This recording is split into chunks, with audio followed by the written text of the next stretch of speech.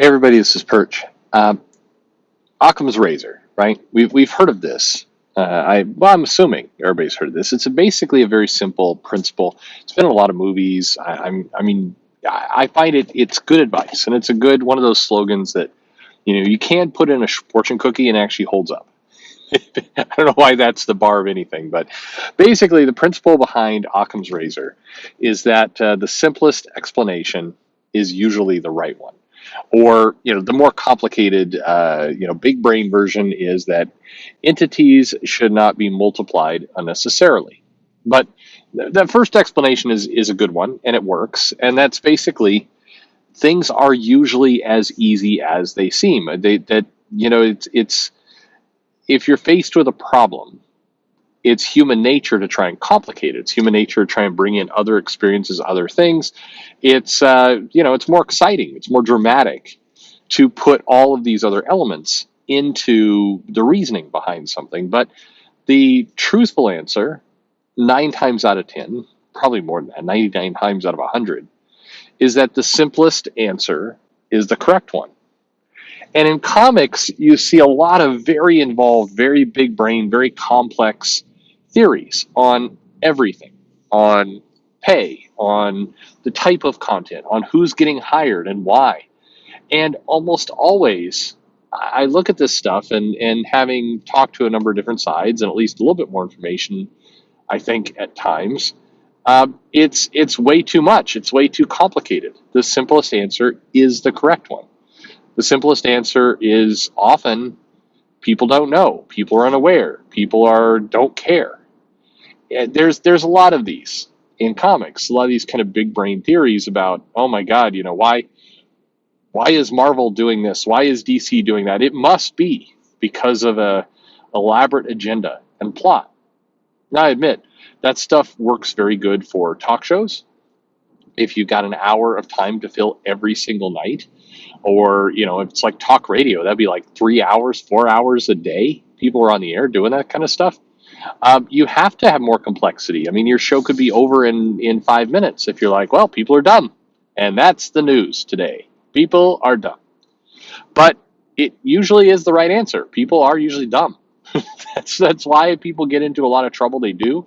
It's why certain decisions get made, because people don't know any better, because they're just not very good at their job. That's often the case.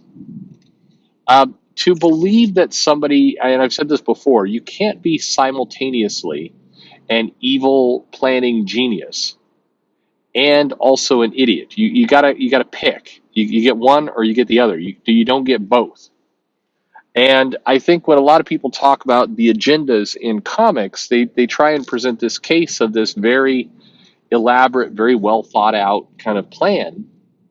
And the true answer is, yeah, the people who you think are making these big plans have worked in comics for less than 3 years, don't really know much, are being paid, less than what you would make if you were a barista at Starbucks. And that's what you got. They don't know what they're doing in a lot of cases. And by the way, if you're one of those people who really just wants to kind of poke at people in the comic industry, and I hope that's not you, I think that there's definitely a contingent out there of people who are assholes who just, maybe they want to work in comics, or maybe they envy the people in comics. So their primary goal is just to try and piss people off inside of comics. There are those people out there. And come on, let's all just be honest with each other at this point. We all know that, right? Some of the people who are trolling in comics are doing so because they're just dicks. They're trying to get an attention. It's not all well-meaning people who are striving for the best inside the industry. There are dicks out there.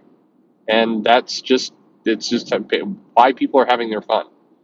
I tell this, by the way, to comic creators who I'll talk to on a regular basis, say, why are there these horrible, awful trolls out there just trying to ruin me at every opportunity? And I'm like, you're giving it too much thought. Occam's Razor again.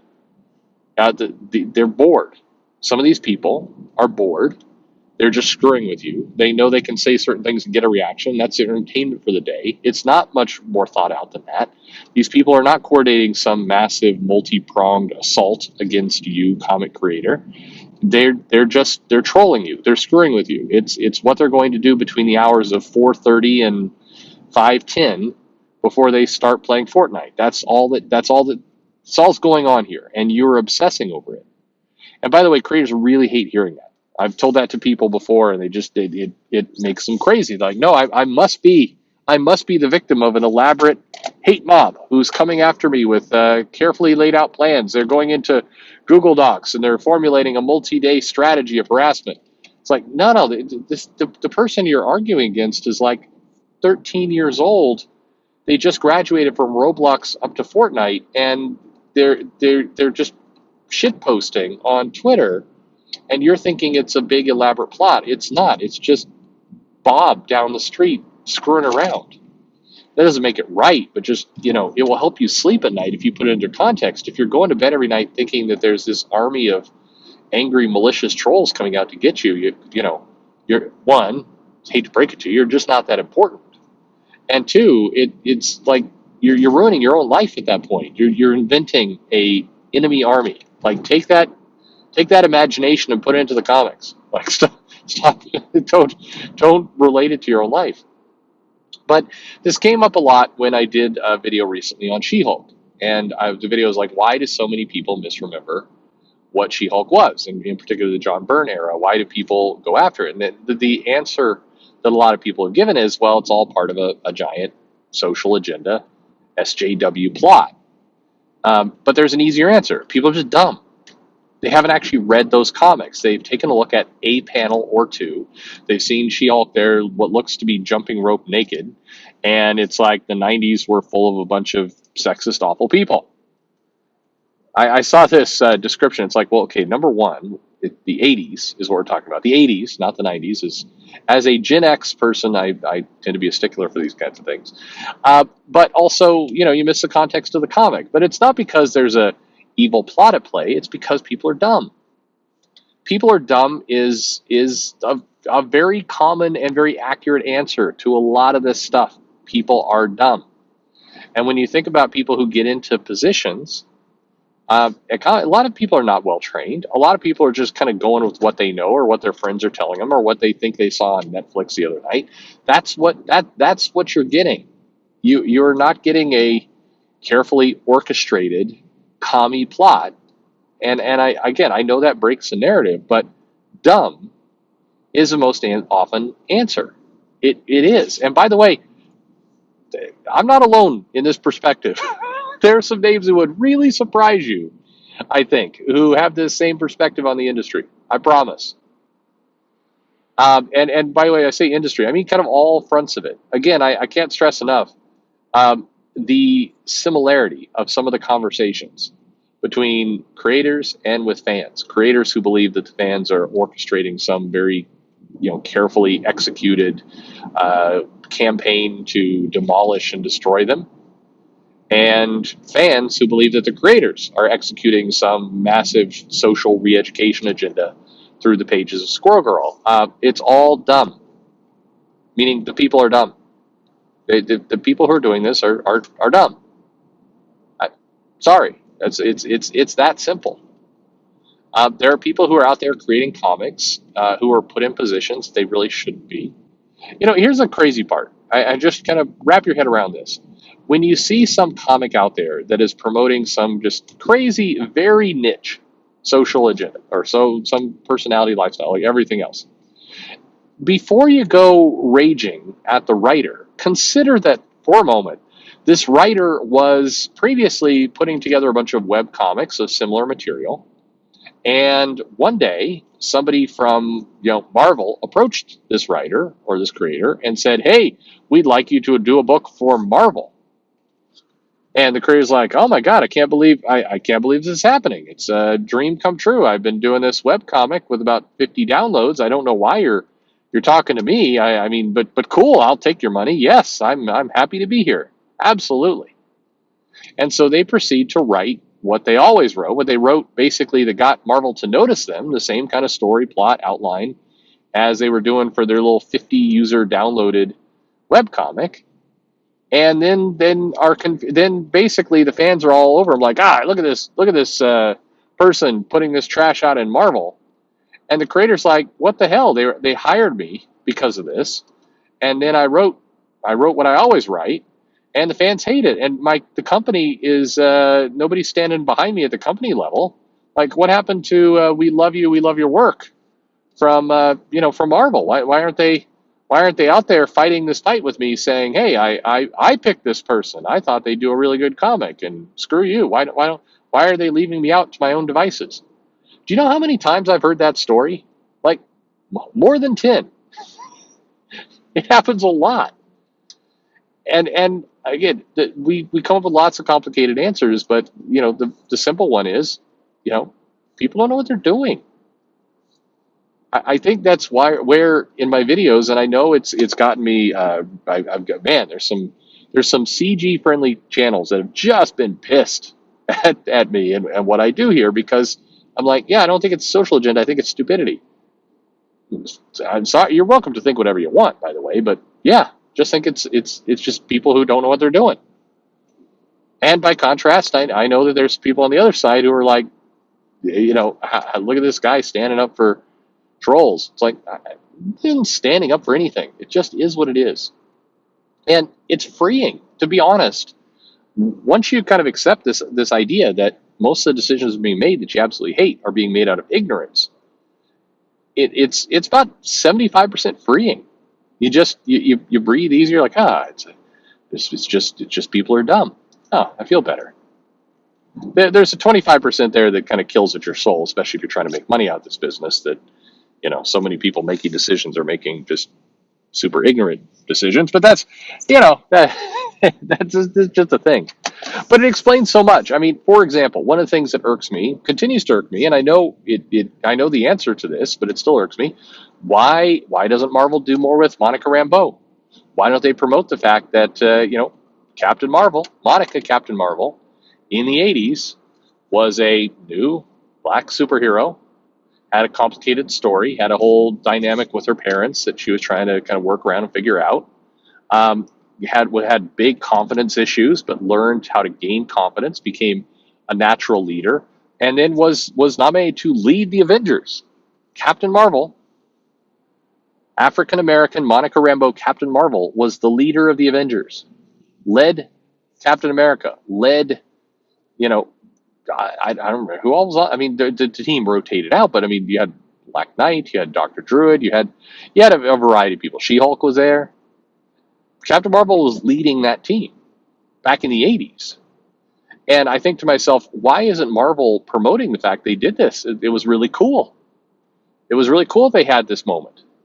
Why wouldn't they remind people that they were hella progressive back in the 80s and had a black woman leading their premier team, the Avengers, years before anyone else?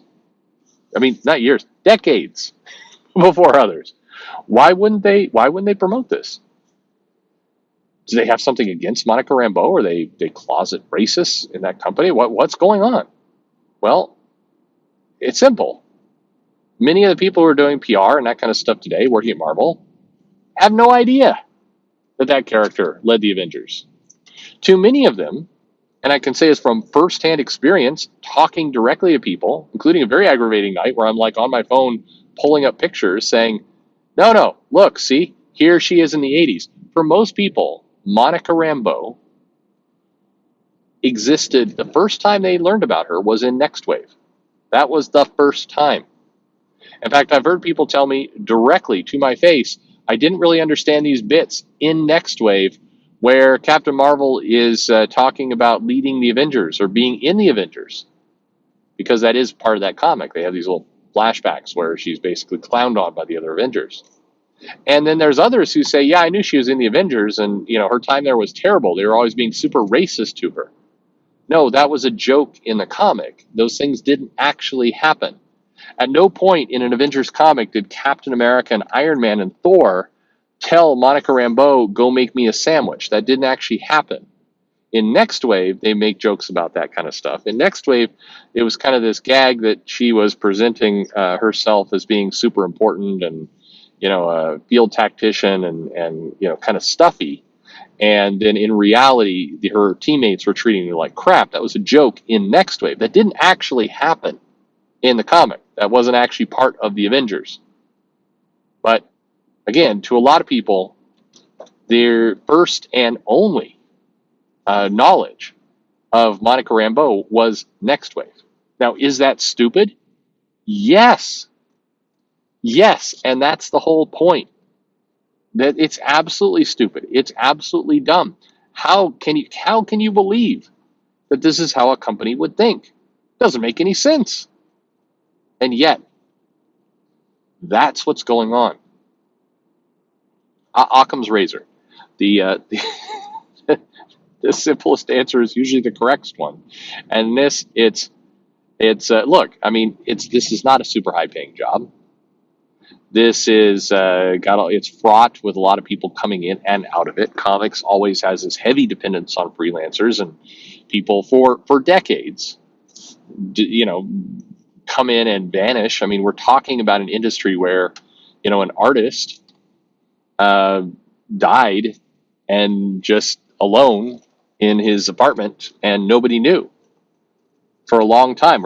This is not an industry where people are keeping track of things very closely. It is an industry where like a revolving door of people come in and out of it, and it's an industry that doesn't pay very high.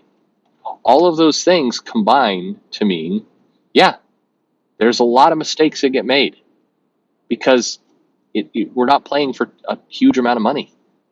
I absolutely love comics. I've collected them my entire life.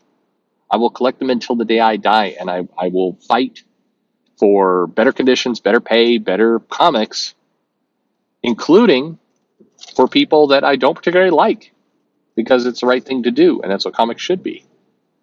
But comics also has a long history of dumb decisions. And that's usually the answer to a lot of this stuff. I know that's not sexy. You can't feel airtime with that, but it's true for what it's worth. I don't know. Tell me I'm wrong by all means, but I promise you, stupid is pretty much the answer to everything. And from there we'll talk about happy things. Thanks for listening.